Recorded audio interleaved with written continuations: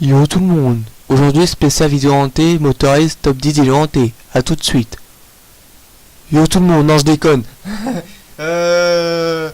Aujourd'hui, enfin comme vous l'avez compris, on va viser une vidéo de Motor X, lieu hanté satanique. Dans une putain de truc t'as vu. Non je déconne. Bref, là c'est une page Facebook, une page YouTube. Autostop, une demoiselle Déjà, blanche et un virage assez mis à gueuler. Attention! Attends une seconde. Bref, je disais, aujourd'hui, comme vous l'avez compris, une vidéo de Motor X, lieu hanté, dont je vous prépare dans la vidéo. Il nous a ramené du bullshit sa mère. Non, je déconne. Bref, n'hésitez pas à liker, commenter, voilà. Je vais dire ça tout de suite, on va pas dire ça tout de suite, ça après tu vas me dire oui, t'es là qu'on t'en fout et tout, on s'en fout, ta gueule, non je déconne. Bref, je suis une page Facebook, une page YouTube, j'ai pas de page Instagram, j'ai pas de page Snapchat, j'ai pas de page Musical.ly, j'ai pas de page Skype, et juste YouTube et Facebook. Voilà. Non, franchement, j'ai qu'une page YouTube, une page Facebook, c'est tout. Bref, Ok, tu l'auras pas vu, ma page YouTube c'est Joe Darkos et ma page Facebook c'est Joe Walker Joe Ghost. non, je déconne, j'arrête.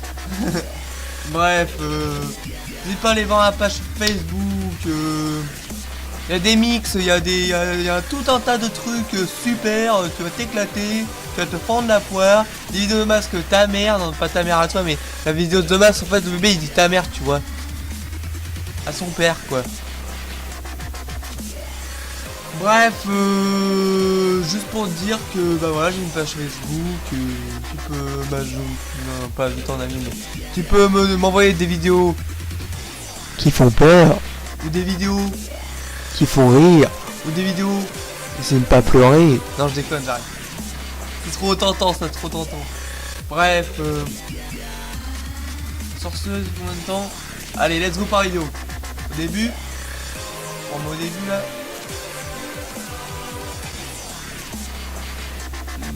Let's go. T'as 2 secondes. Cette vidéo Let's go. est 100% Majin. J'ai pas dit let's go. Let's go. Hop. Cette vidéo est 100% Majin France. Cocorico. Eh bien salut à tous et à toutes, aujourd'hui c'est Moteur, nous allons donc nous retrouver pour une vidéo que vous m'avez pas mal demandé, c'est-à-dire un top 10 des maisons hantées en France. Bref, let's go. Petite précision avant de débuter, c'est un top 10 et pas un top 90. Nous vivons en France et des histoires de fantômes il y en a plein, donc j'ai dû faire un tri et voilà. La prochaine fois je ferai peut-être un best-of, qui sait, bref. Numéro 10, on va parler de Relan. un petit village du Jura qui compterait plus de fantômes que d'habitants. Et oui, environ 346 si on en croit les chiffres de l'INSEE. Qu'est-ce qu'il y a comme fantômes là-bas? Ce sont tout simplement des fantômes d'animaux. Ça casse le mythe. Il y a un cheval sans tête qui garderait l'entrée du bois de Comenaille, oui. Un bouc noir qui tournerait autour de l'étang de Gabery et la flippante poule noire de l'étang de Basse. Bordel, une poule. Bon, suivant.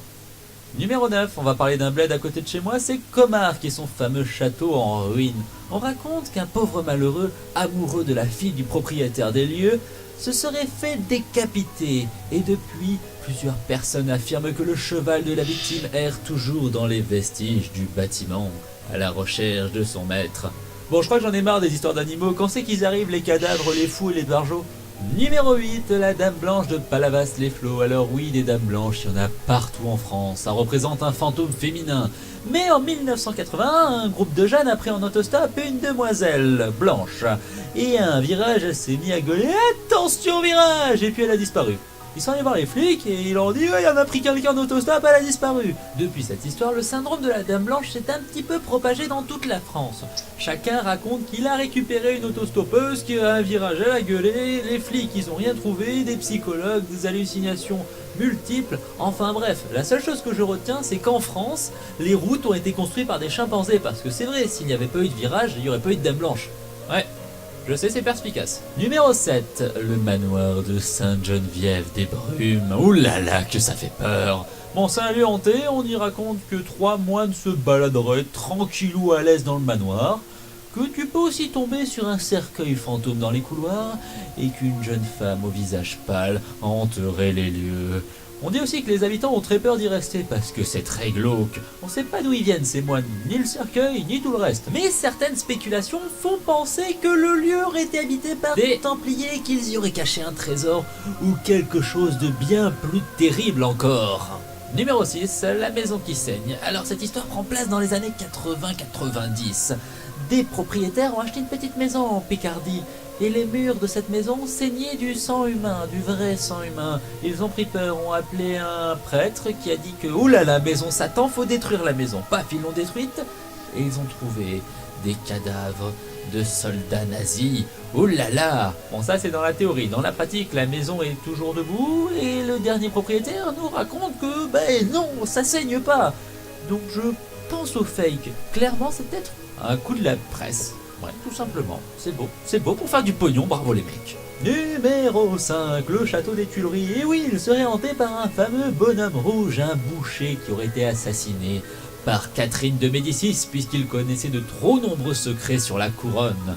Bon, on raconte qu'il serait mort, mais pas tant que ça, puisqu'il est encore dans les Tuileries. On raconte aussi que Marie-Antoinette l'aurait vu quelque temps avant sa mort, et que Bonaparte aurait même tapé la discute avec lui.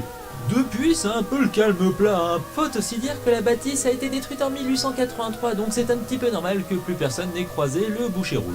Numéro 4, la maison de Brel. On raconte qu'une petite fille y vivrait et qu'elle foutrait le bordel. Cet esprit frappeur s'amuserait à baisser la température, à déverrouiller des portes, à faire peur à tout le monde. Il y a quelques années, une photo a été prise d'elle. Elle est très très mignonne. Personne ne sait qui est la gamine et qu'est-ce qu'elle fout là, donc c'est un petit peu problématique. Numéro 3, la maison de M. Alors cette histoire, elle est connue par de nombreux Français, notamment dans le Nord, parce qu'elle est considérée par beaucoup comme étant la plus célèbre des maisons hantées françaises. Elle se trouve près de Villeneuve-d'Ascq, elle a été bâtie en 1939, et cette villa aurait été le théâtre du décès d'un enfant. Suite à cette terrible tragédie, on entendait régulièrement des rires, des pleurs et des bruits émanant de la chambre du gosse. La totalité des propriétaires auraient quitté les lieux, sauf un qui lui s'y serait pendu. Oui. Une autre histoire touche cette demeure. Alors que la bâtisse était sur le point d'être démolie, tout le matos pour la destruction tomba en panne. Voilà. Aujourd'hui, c'est une église évangélique que tout le monde peut visiter. C'est cool. Ah, numéro 2.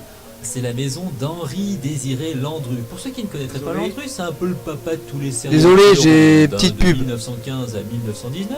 Il aurait trucidé 11 personnes, la procédure est à peu près toujours la même, il séduisait des femmes, plutôt aisées en se faisant passer pour un veuf malheureux et dépressif. Après cela, il les emmenait dans sa villa de Gambé, où il les découpait et récupérait leur argent.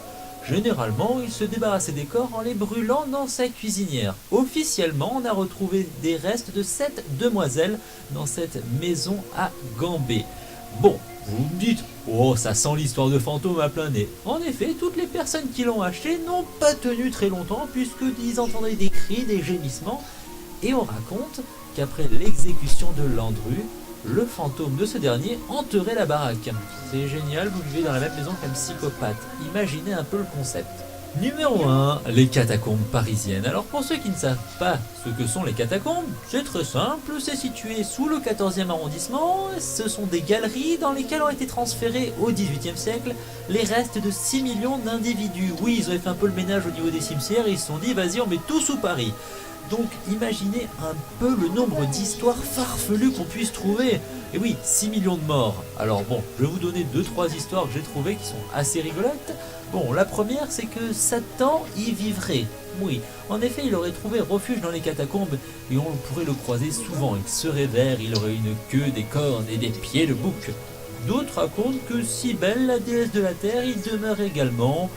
Lieu occulte, on dit qu'il y a eu de nombreuses messes noires dans les catacombes, ou lieu de satanisme, ou lieu de peur, où de nombreuses personnes se sont perdues et ont trouvé la mort, ou la folie, ou les deux à la fois. Vu qu'il y a 6 millions de morts, 6 millions de fantômes, il y a eu des films sur les catacombes, enfin 2 films très mauvais, et c'est un endroit qui fait travailler l'imaginaire. Donc voilà, je pense que c'est la meilleure place pour mettre une nécropole.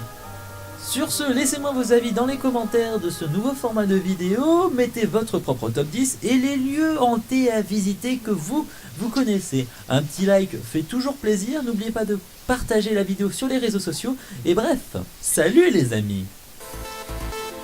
Et bah yo tout le monde, et quelqu'un veut parler de ma famille, déjà on va mettre pause, je vais pas faire ça déjà. Hop, tu mets pause. Seconde, il y a juste ma soeur qui veut parler. Voilà, alors qu'est-ce que tu veux dire, madame, qu'est-ce que tu veux dire? Bah, dis ce que tu veux. Ah, ma soeur, faut faire passer un petit message. Vas-y, parle. Qu'est-ce que tu veux? J'espère que ça vous aura plu. J'espère que ça vous aura plu. Alors on se retrouve pour une nouvelle vidéo. Bisous. Allez, ciao tout le monde, portez-vous bien. Ah oui, en fait, tu peux t'abonner, liker, commenter juste pour la musique, si t'as aimé. Et abonne-toi pour ne pas rater les prochaines vidéos.